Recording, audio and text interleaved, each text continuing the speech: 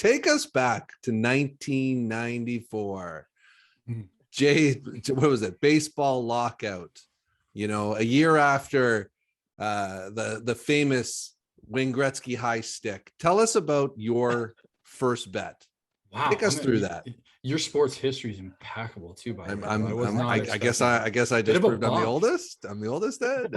Yeah, just dated myself maybe not, because Gans in 1994 placing. Who knows how old he was then? But I imagine he was 19 or 20 at that point in time. He's aged incredibly well. Look at him. Like, so sharp. So sharp. This guy.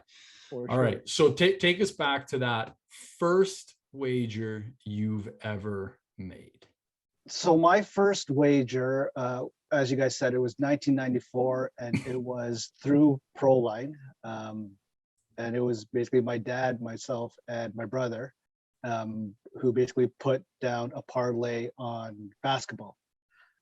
So it was I think it was the second last game of the season and the very last game of the season, and we won both nights. So we were on a little bit of a hot streak.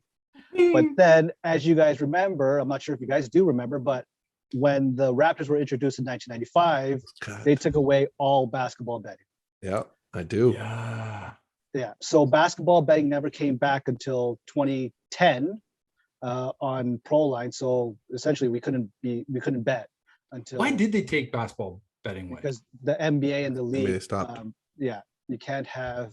That wasn't so. That's flat out across the board. That wasn't just in Canada. That was flat out across. Exactly. Wow. Yeah. So we bet on like a 3-game parlay. We won both nights, and then we were riding a high, and then you were hooked. Hooked ever since. Do you remember the game? Do you remember the games that you bet on, or no? No, I have no idea. No idea.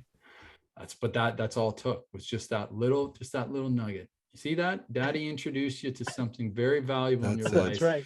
And really what that came down to was, this is exciting. It's fun to have a little something on the line when you're watching sports betting, which leads me to you gotta remember that you would get all the scores the next day, right? Never had an internet. Yeah, that's right. You'd have to go to the paper. So when we were doing our research, all of our research was done from the Toronto Star and the Toronto Sun. Right?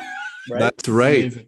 Yeah. And then the next day you would look for the scores, and if there was a 10:30 game, sometimes you wouldn't even have it, right? You wouldn't get the 10:30 score until the following day in the late box scores.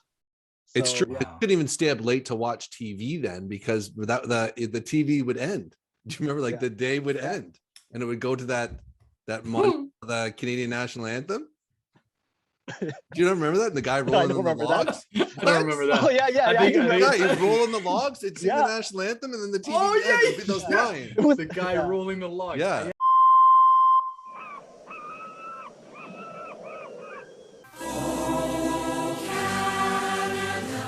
And I'm like, boo! Just leave that. And you have to turn your TV off because it didn't go 24 hours back then. Wow, brings you back. Yeah, Cubs old.